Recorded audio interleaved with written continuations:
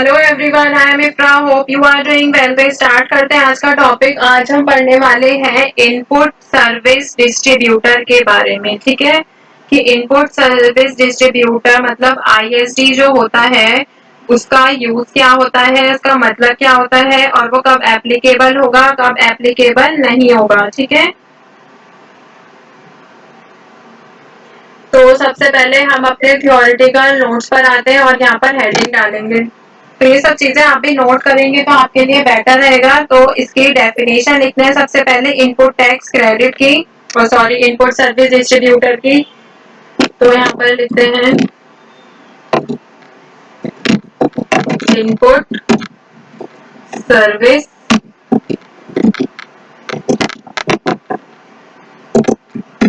Distributor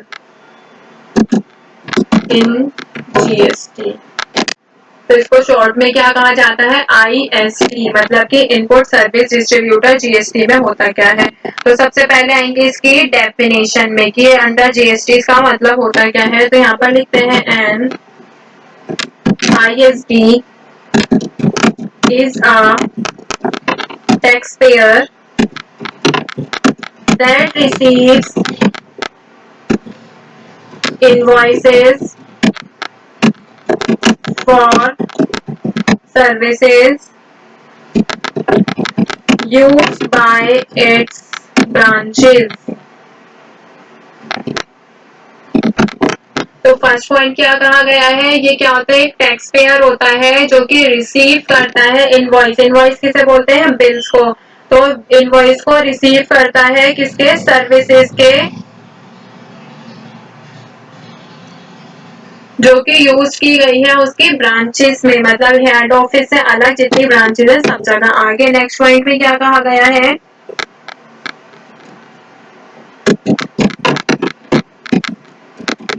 it distributes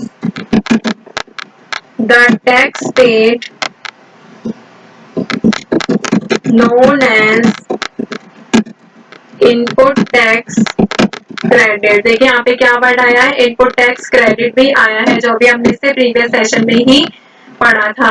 तो ये क्या कहा गया है, it distributes the tax paid known, जो कि डिस्ट्रीब्यूट करता है टैक्स जो हमें पे करना होता है, उसे क्या बोलते हैं, इनपुट टैक्स क्रेडिट, मतलब जो हमें पे करना होता है। ठीक है, कहाँ पर भेजता है ये, to such branches on a proportional basis by issuing IST invoices। ठीक है, इसमें क्या कहा गया है कि it distributes the tax paid known है, जो टैक्स को ये डिस्ट्रीब्यूट करता है उसे हम क्या बोलते हैं, इनपुट टैक्स क्रेडिट बोलते हैं। तो किसको डिस्ट्रीब्यूट करता है, ब्रांचेस को on proportional basis bye issuing IST invoices, IST के इनवॉइसेस के थ्रू ये इसको इशू करता है, भेजता है। ठीक है, आगे लिखा है the branches can have different GSTIN, मतलब कि हर ब्रांच का क्या होगा, अलग जीएसटी का नंबर होगा। ठीक है, but must have the same PAN as that of IST. जैसे इसमें क्या कहा गया है, ब्रांचेस का जीएसटी का तो नंबर अलग होगा क्योंकि बिजनेस अलग अलग जगह पर हो रहा है ब्रांचेस में, बट पैन नंबर क्या रहेगा, इसमें सेम रहता है। तो आप समझते हैं इसको और अच्छे से। ठीक है, कि इनपुट सर्विस डिस्ट्रीब्यूटर का मतलब होता क्या है।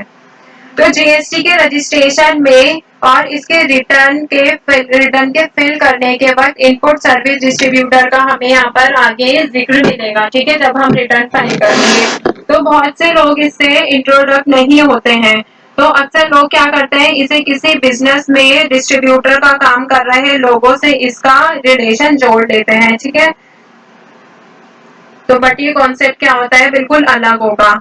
तो अब हम बात करते हैं इनपुट टैक्स क्रेडिट से, ठीक है। इसका जो रिलेशन इनपुट टैक्स क्रेडिट के जो यूज से है उसमें किया जाता है जब जीएसटी में आपको इनपुट टैक्स क्रेडिट के रूप में आपको जो पैसे वापस आ जाते हैं, अगर आप इस टैक्स क्रेडिट को अपनी ही कंपनी की अलग अलग ब्रांचेस में ट्रांसफर कर देते हैं तब आप इनपुट सर्विस डिस्ट्रीब्यूटर कहलाते हैं।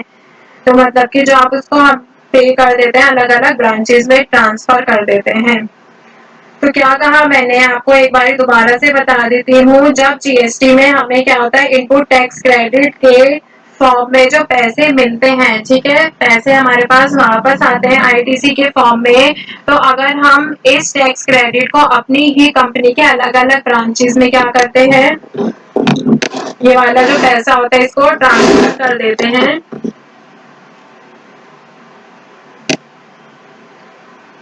तब हम इनपुट सर्विस डिस्ट्रीब्यूटर कहलाएंगे।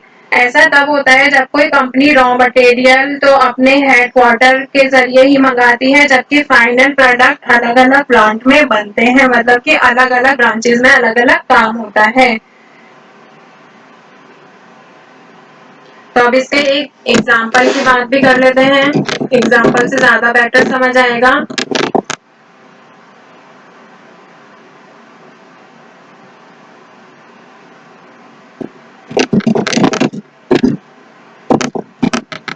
हेड ऑफिस कहाँ पर है, जैसे कोई भी कंपनी ले लीजिए, एबीसी प्राइवेट लिमिटेड ले लीजिए, वो कहाँ पर है, इनका हेड ऑफिस बैंगलोर, ठीक है। और इसकी ब्रांचेस कहाँ पर है, चेन्नई में, Mumbai,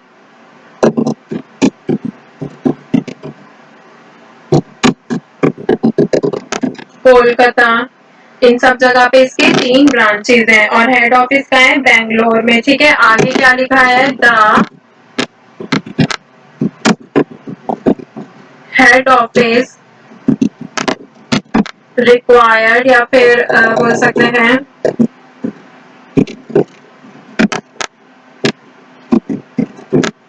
inward annual software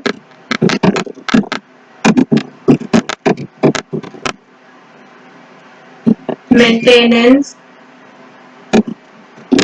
expense on behalf of all its branches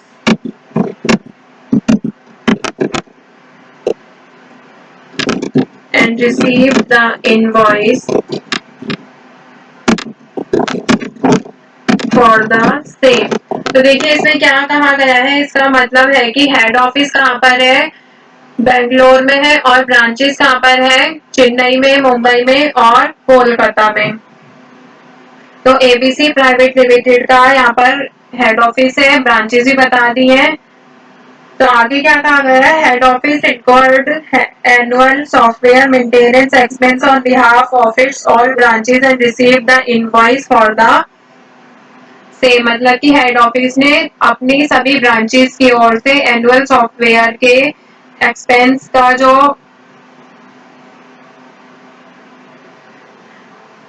invoice था वो क्या है, इनका सेम ही रखा है, ठीक है, और उसी के लिए उसको इनवॉइस भी मिला है।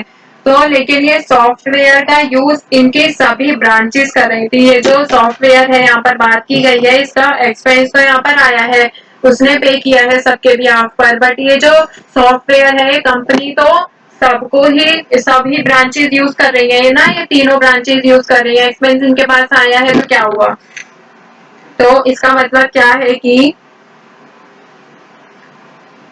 सॉफ्टवेयर का यूज सभी ब्रांचेस के थ्रू किया जाता है, इसलिए जो सर्विस का जो इनपुट टैक्स क्रेडिट है वो बेंगलोर, सिर्फ बेंगलोर मतलब कि सिर्फ हेड ऑफिस के में नहीं किया जा सकता, ठीक है, हेड ऑफिस के थ्रू नहीं किया जा सकता क्लेम। ये क्लेम करने के लिए कौन कौन चाहिए, उसके जितने भी ब्रांचेस है चेन्नई, मुंबई और कोलकाता, इनको ये तीनों ही क्लेम करेंगी, ठीक है। यहाँ बेंगलोर में क्या है, हेड ऑफिस है इनपुट सेवा इनपुट सर्विस डिस्ट्रीब्यूटर, ठीक है।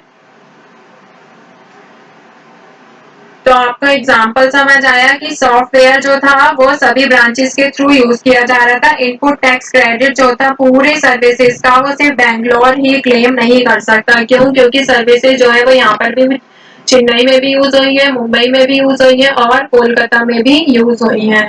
तो सिर्फ बैंगलोर इसको क्लेम नहीं कर सकता। इसमें क्या होगा, तीनों लोकेशंस को इसको डिस्ट्रीब्यूट करना पड़ेगा। तो यहाँ पे बैंगलोर क्या है, IST, यहाँ पे मैं ब्रैकेट में लिख भी देती हूँ IST। इनपुट सर्विस डिस्ट्रीब्यूटर कौन है, बैंगलोर है। बट ITC कौन क्लेम करेगा इनपुट टैक्स क्रेडिट, ये सब ब्रांचेस करेंगे, सिर्फ ये क्लेम नहीं कर सकता इनके बेसिस पर। तो आई होप आपको समझ आ गया होगा IST होता क्या है और इसका एग्जाम्पल के थ्रू मैंने आपको समझाया है। तो जब भी आप कोई मतलब परचेज करते हैं तो उस पर जो सामान पर एक फिक्स्ड रेट से GST आपको पे करना होता है। ये GST आपने यहाँ पर पे किया है, वह GST अकाउंट वह आपके GST अकाउंट में ITC मतलब इनपुट टैक्स क्रेडिट के नाम से आ जाता है। तो इसी इनपुट टैक्स क्रेडिट को हमें क्या होगा, हम नॉर्मल लैंग्वेज में क्या बोलते हैं, इनपुट क्रेडिट भी कह देते हैं। ये इनपुट क्रेडिट क्या बताता है कि इतना पैसा सरकार को मतलब कि गवर्नमेंट को GST टैक्स के रूप में आप पहले दे चुके हैं।